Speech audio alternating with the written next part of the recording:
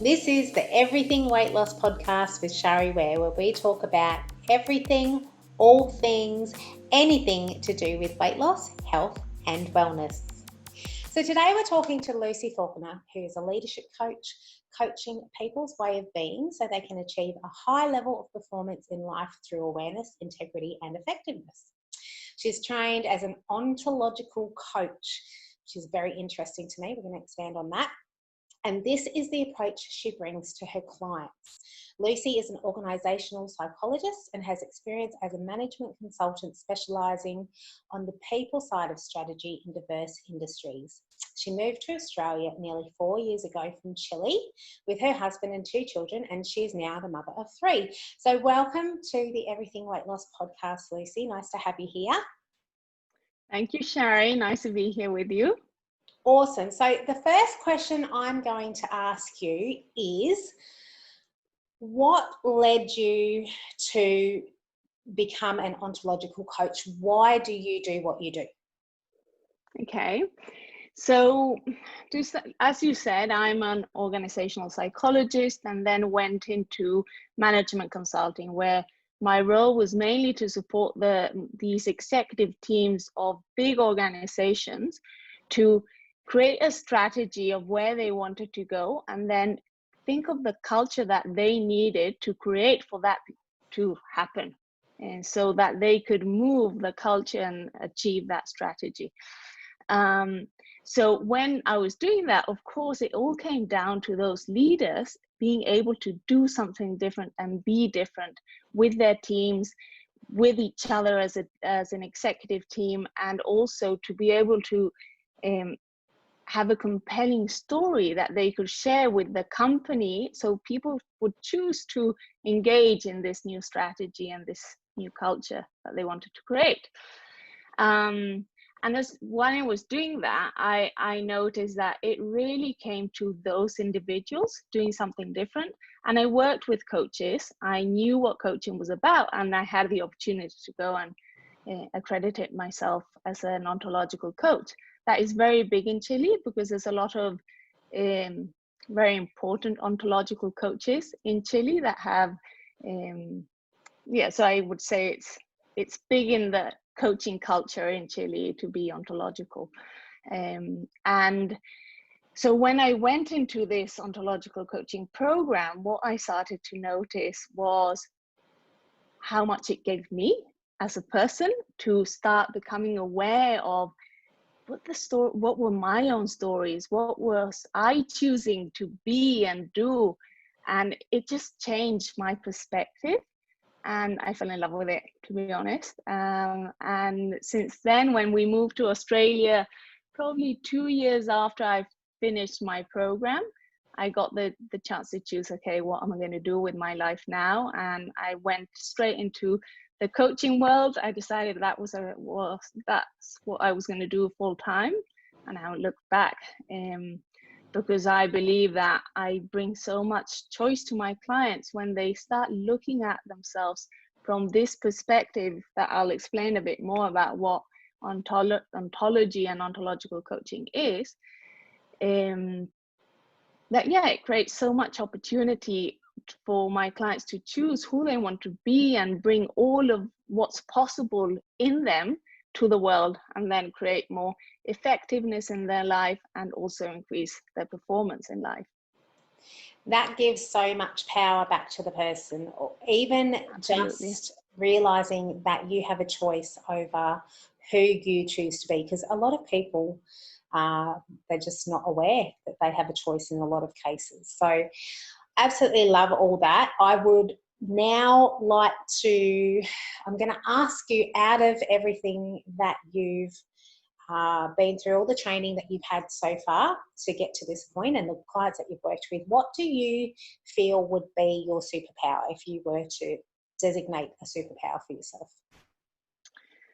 I think there's two that I get a lot from other people, and that I've learned to believe is my superpower. One is that I build trusting relationships, and it's such an important part of being a coach, that the other person feels safe enough and that they can open up, be vulnerable, and let me be a part of challenging how they view things and challenging how they are being in the world.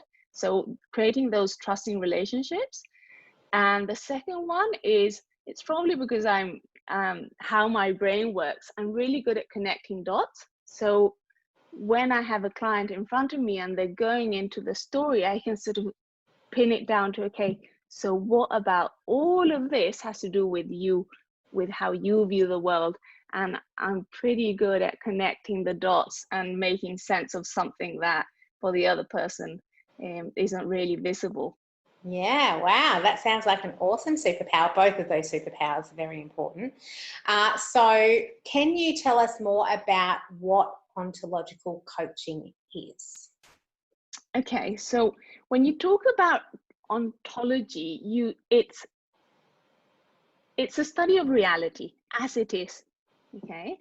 And when you talk about ontological coaching, what you're doing is helping the other person realize what is reality for them. So how do they observe the world? And that has to do with your beliefs, your stories, your culture.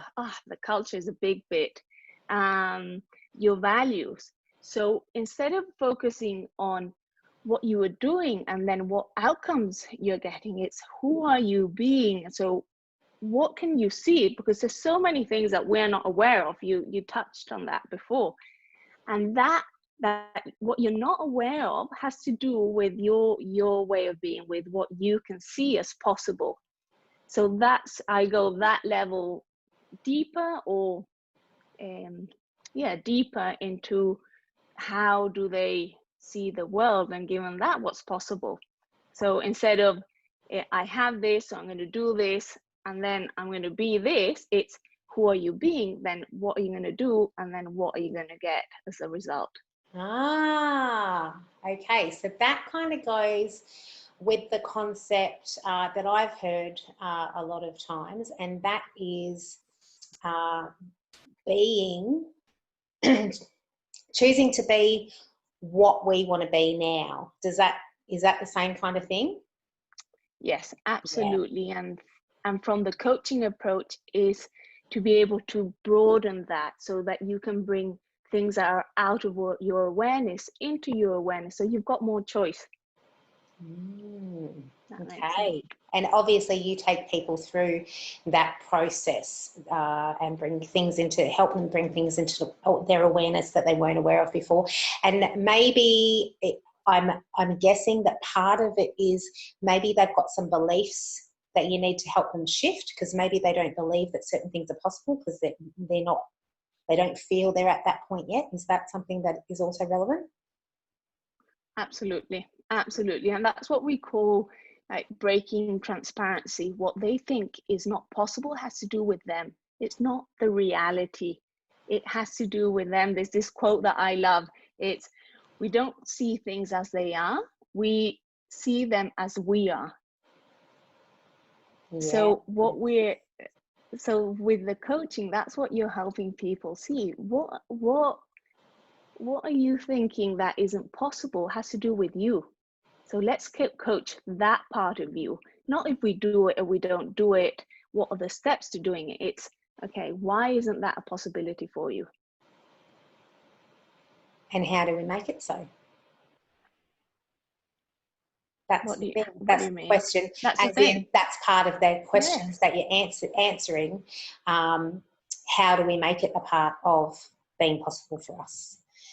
And by asking that question a lot of the times, it opens up a whole new world, because we hadn't even asked that question before, because it was just totally off the radar, because we didn't think it was a possibility. Is that what you find with a lot of your clients?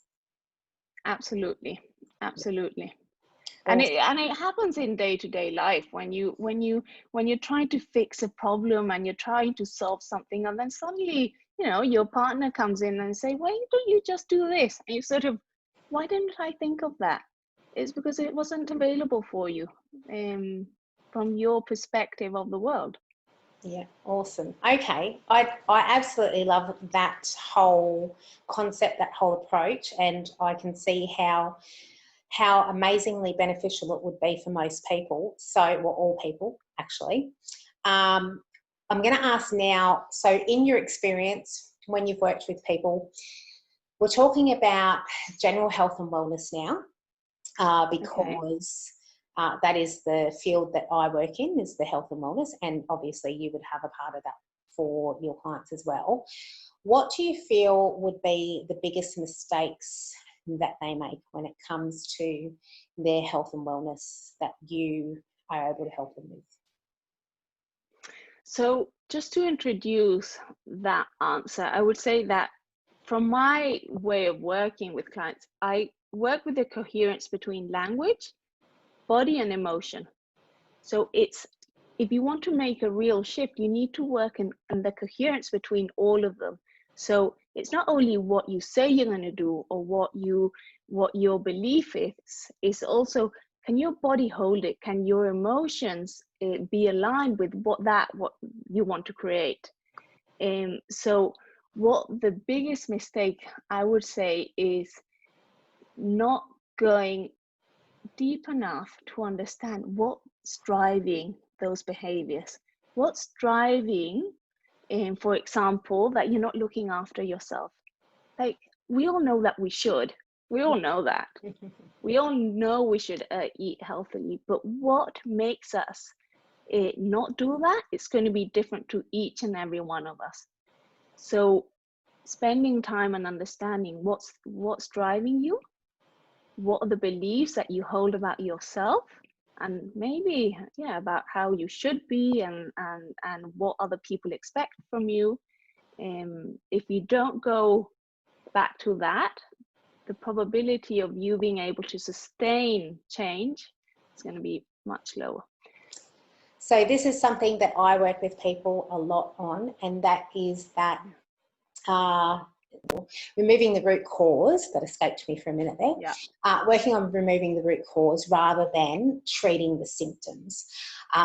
Working on those subconscious beliefs that are driving our behaviour. And so many people don't realise or aren't aware. They just think consciously that they want to make this change, and then they don't understand why they're not able to make it. And if they're not able to make that change, it's because there's subconscious reasons. So that sounds like what you just said is the biggest mistake. Do you feel that that's right? Absolutely. And what I love about when we spoke the first time was you found your why. And that makes a difference. Understanding why would you want to do a change? And why aren't you not being able to sustain a change? Yeah, that's what it was. Sorry, just instead of being stricter and putting more different diets, doing different things, you need to be different. Yes, absolutely. And that's what it was for me, definitely. It wasn't that I didn't have reasons why. I had plenty of reasons why, but I had particularly a really big reason why I didn't want to, and that was the subconscious, overruling the conscious. And it wasn't until that went away that I was able to finally make the shift. So that's the thing for people to work on, and quite often they're not even aware that that is something that they need to do. So it's awesome that you're able to help people with that. What do you think would be the steps that they need to take for the best health and wellness, and what would be one action step particularly that they could take after listening to this episode? I think we've touched on it, but the first thing for me is awareness. So really spending time to ask yourself those questions, and you probably need someone around you that will challenge you, because sometimes you don't even know what questions to ask. So I think awareness would be the first step. And then second, and I see this a lot with women also, it's bring more kindness into how you talk to yourself and how you treat yourself, and why you want to make the change. Like, bring a whole lot of more kindness into the conversation. And can we just touch on that a bit more? Because I have this conversation with people a lot about being kind to themselves. And quite often I get the response, oh, but isn't that just giving myself excuses? So in your mind, what's the difference between giving yourself excuses and being kind to yourself? I get this a lot too. And I think being kind to yourself might mean doing the hard thing, but it's getting to the bottom of what your heart needs and what really is going to make the difference to you. I think that and how it looks for each of us, I think is very different. But in the end, with my clients, I talk about a lot about the voices in our head, like the inner critic, the one that is sabotaging everything we do, so to keep us safe and to keep us put. And it uses quite hard mechanisms to keep us put. So it'll talk very harshly to us and put fear or anxiety into us. And then you've got the nurturer in us, that is that voice that knows, like really knows. And when I say know, that knows inside you what's right for you and what you need. So listening more to that voice and feeding that voice and starving the voice of the inner critic. Yeah, so two things. That is an act of kindness. Yes, absolutely. So two things that come up for me out of what we were just, out of that whole thing. Two things. First of all, one is that when we have this cycle of not being kind to ourselves, so speaking harshly to ourselves and treating ourselves harshly, I feel that we get into this punishment loop. We keep punishing ourselves, and sometimes without even being aware of it, because we're in that loop. And that can be hard to get out of sometimes, especially when you're not aware of it. And the other thing that came up for me was, and it's escaped me now, so and hopefully it comes back to me. But that whole punishment cycle, I just feel is so detrimental to people.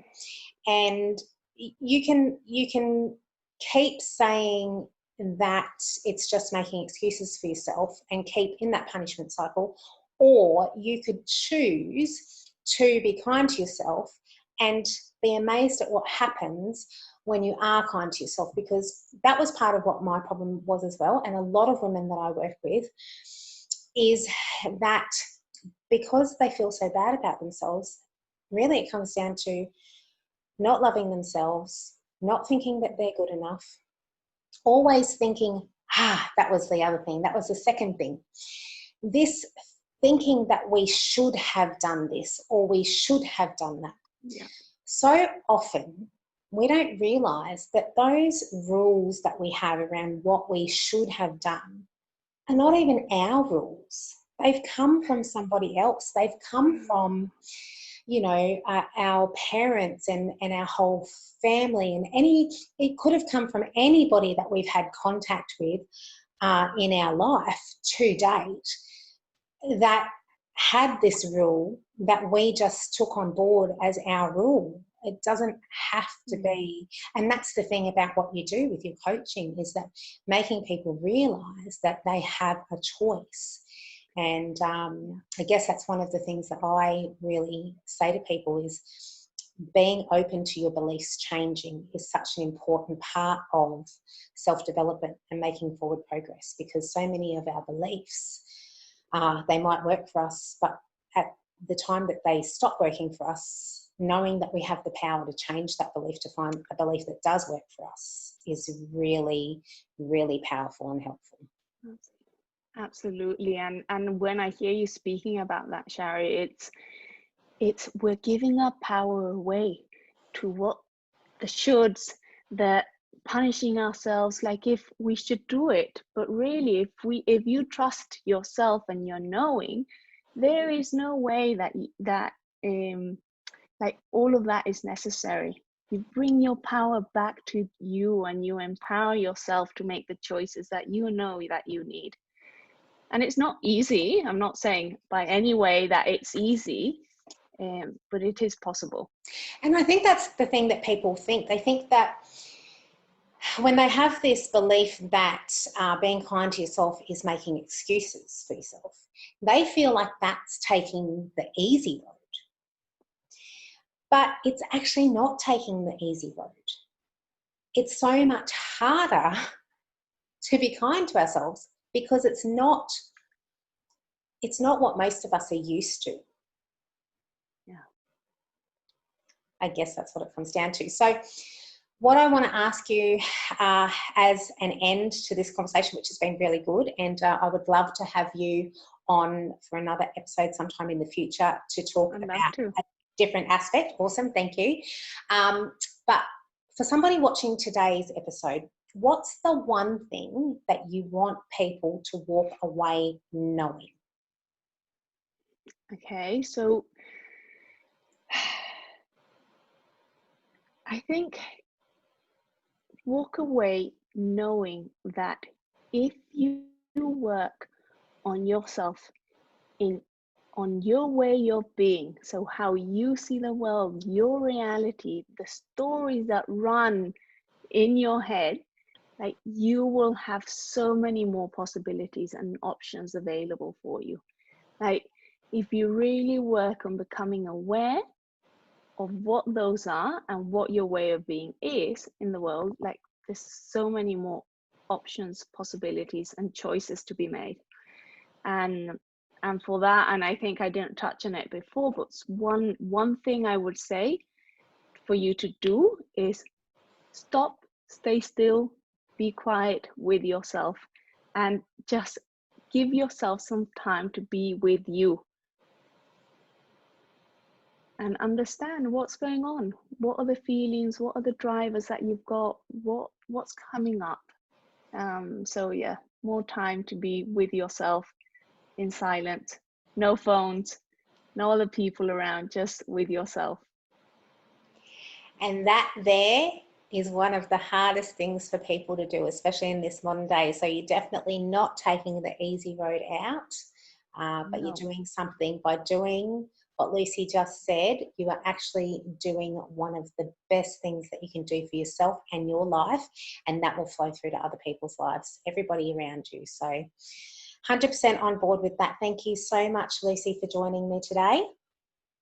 Thank you, Shari. I've really enjoyed this conversation. Thank you. And we'll see you on the next episode. Thank you so much for joining me on this episode. Remember to check out the show notes, and if you have any comments, feedback or suggestions, I'd love to hear them. If you've received value from this podcast, make sure to subscribe, and I'd love you to rate and review the show. Have a fabulous day.